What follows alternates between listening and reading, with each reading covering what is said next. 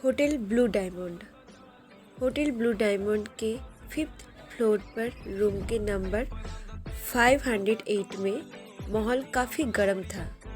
एक आदमी सोफे पर किसी राजा की तरह अपने पैर पर पैर रखकर बैठा था। उस उसकी उसे गुस्से से भरी लाल आंखों से देख रहा था।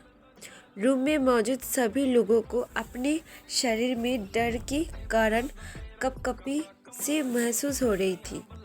सोफे पर बैठे उस आदमी ने अपनी लाल आंखों से एक बार रूम में मौजूद सभी लोगों की तरफ घूर कर देखा और कहा, अगले 24 घंटों के अंदर मुझे इस प्रोजेक्ट के लिए रिलेटेड सारी इन्फॉर्मेशन अपने टेबल पर चाहिए।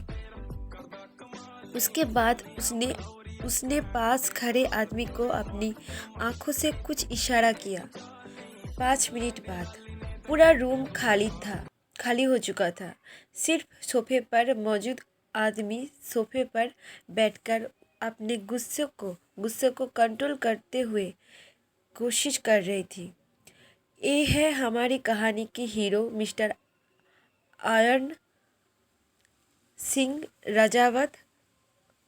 गोरा रंग, लंबी हाइट, मस्कुलर बॉडी, पतले होठ, गहरी काली आंखें, देखने में हैंडसम तो इतनी कि लड़कियां देखकर पागल ही हो जाती है। 1 घंटे बाद एक बाइक पर बैठकर जा रही थी। 2 लड़कियां आपस में बात कर रही थी। तभी पीछे बैठी लड़की ने पूछा, माही चल आज शॉपिंग पर चलते हैं। उसने बात सुन बाइक वाली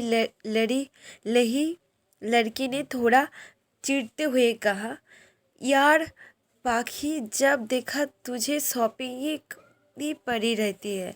वैसे भी आज हम लेट हो जाएंगे। एमएस हमारा घर पर इंतज़ार कर रहा होगा। पाखी ने उससे पूछा, माही क्या बात है, तू पिछले कुछ दिनों से इतना चिड़चिड़े क्यों हो? कुछ नहीं यार, बस कुछ दिनों से किसी की धुलाई नहीं की है ना, माही ने थोड़ा उदास होते हुए कहा। उसी वक्त पाखी ने नज़र सड़क के पास खड़ी कर लड़की पर जाती से जिसे 3-4 आदमी मिलकर परेशान कर रहे थे। उन्हें देखकर पाखी ने हंसते हुए कहा, लगता है माही आज भगवान ने तेरी जल्दी ही सुन ली। माही क्या बकबस कर रही हो तू? बकबस नहीं, उधर देख। ये कहते वक्त पाखी सड़क के पास इशारा करती है। माही ने जब उस तरफ देखा तो बाइक के उन लोगों के पास जाकर रोक दी। लगता है आजकल छिछोरे लड़कों की भी जनसंख्या बढ़ गए है हमारे भारत में। जनसंख्या बढ़ गई है हमारे भारत में। ये सब कहते वक्त माही ने बाइक से उतरकर अपना हेलमेट उतारा। हेलमेट निकलने के कारण उसके काले घने कमर तक लंबे बाल हवा में लहराने लगे। ये है हमारी कहानी की हीरोइन माही कपूर। हल्की नीलासील सी आंखें, दूध जैसा गोरा बदन, गुलाब की पंखुड़ियाँ की तरह मुलायम होठ, खूबसूरत इतनी कि कोई देखे तो उसमें खो ही जाए। माही की बात सुन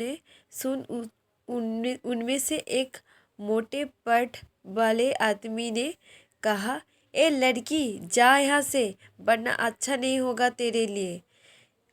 उस मोटे आदमी के पास खड़े लड़के ने उसके कंधे पर हाथ रखते हुए कहा, देख तो यार, उसकी आंखें कितनी खूबसूरत है। मुझे तो इसकी आंखों से ही प्यार और मोहब्बत हो जाएगा। मन करता है इन आंखों में डूब जाओ। ओह तू एक ही इसे धमकी दे रही है? ए सुन, चारों लड़के जोर जोर से हंसने लगते हैं। उन सबको हंसता देख पाखी ने भी उसके मजाक उड़ाने के लिए लहजे में कहा, अरे भैया, अगर डूब के मरने का इतना ही शौक है तो किसी नाली में जाना, मरो, मर के लिए। ये कहने के बाद पाखी हंसने लगी। पाखी की खुद पर हंसता देखकर उन सभी को लड़कों को गुस्सा आ जाता है। वह पाखी की तरफ उन लड़कों ने लिए आगे बढ़ते ही कि उन्हें एक मोटी सी आवाज़ आती है।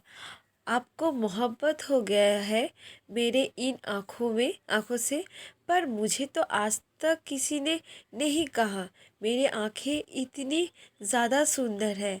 माही ने ये बात बड़ी ही मासूमियत से कही थी।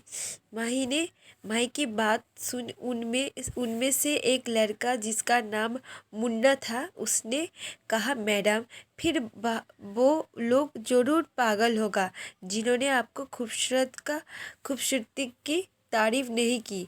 आपको देखकर तो मन करता है कि अभी के अभी आपको अपना बना लूं। ये कहने के बाद मुन्ना जैसे ही माही के चेहरे पर अपना हाथ रखने वाला था कि एक एक झटके से माही ने उसके हाथ को पकड़कर उसकी पीठ से लगा दिया और कहा, अबे सारे हुए टमाटर जैसे शक्ल के इंसान, तुझे बहुत शौक है ना लड़कियों का अपना बनाने का, तो चल आज तेरा ये शौक भी पूरा कर देती हूँ। एक कहने के बाद माही ने उसकी कमर पर एक जोर की किक मारी जिससे वो सीधा मुंह के बल रोड पर गिर गया। फिर बाकी लड़कों के तरफ देखते हुए माही ने कहा, तुम लोगों को पता है मेरे इन हाथों में बहुत दिनों से खुजली हो रही थी, पर सिर्फ आज तुम लोगों के कारण ही मैं अपना हाथों की खुजली को ख़त्म कर पाऊँगी। मैं तुम लोगों की थैंक यू बोलने का हॉस्पिटल में ज़रूर ले जाऊँगी। माही की बात सुन वो तीनों लड़के माही की तरफ कॉन्फ्यूज़न में देखने लगे। तब पाखी ने उन सबको देखकर कहा, अब लोग ज़्यादा कॉन्फ्यूज़ ना हो, मैं हूँ ना आपको बताने के लिए। वो क्या है ना, अगले 20 मिनट के बाद आप लोग हॉस्पिटल में मिलेंगे और कम से कम एक हफ्ते तो हॉस्पिटल में एडमिट होना पड़ेगा। ये सुनकर तीनों लड़के गुस्से से माइक की तरफ एक साथ बढ़ने लगे हैं। 5 मिनट बाद चारों लड़के जमीन पर दर्द से चिल्ला रहे थे और माही उनके सामने अपने हाथों को जोड़ रही थी। माही ने एक नज़र उन सब की तरफ देखा। बाद में उसने उस लड़की के पास जाकर पूछा, तुम ठीक तो हो ना? उस लड़की ने हाँ में अपनी गर्दन हिला दिया और कहा, मैं ठीक हूँ, थैंक्स मेरी मदद करने के लिए दीदी। क्या मैं आपके दीदी बुला सकता हूँ? माही ने उस स्माइल करते हुए कहा, दीदी भी क्या रही हो और थैंक्स भी बोल रही हो? लड़की, सॉरी दीदी। माही, अच्छा ये बताओ तुम्हारे नाम क्या है? मेरा नाम नंदिनी है। अर्थ नंदिनी, तुम्हें थैंक्स करने की ज़रूरत नहीं है। वैसे भी हमारी माही की किसी लड़के की धुलाई करने की बहुत मज़ा आता है।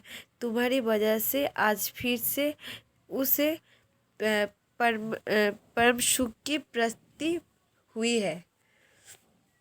पाखी की बात सुन माही उसके सिर पर चपत लगाते हैं और कहता है, बहुत हो गए तेरी नौटंकी, आज के लिए इतना ही काफ़ी है।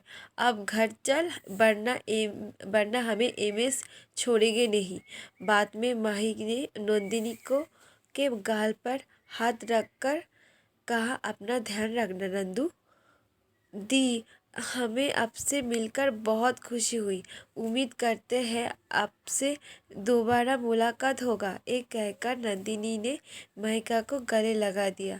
तभी वहाँ पर कुछ बॉडीगार्ड आकर खड़े हो जाता है। उन्होंने एक ने नंदिनी से पूछा, मैम आप ठीक हो तो? कैसा लगा है मेरा न्यू चैप्टर? इस चैप्टर का नाम है माफिया वाइफी।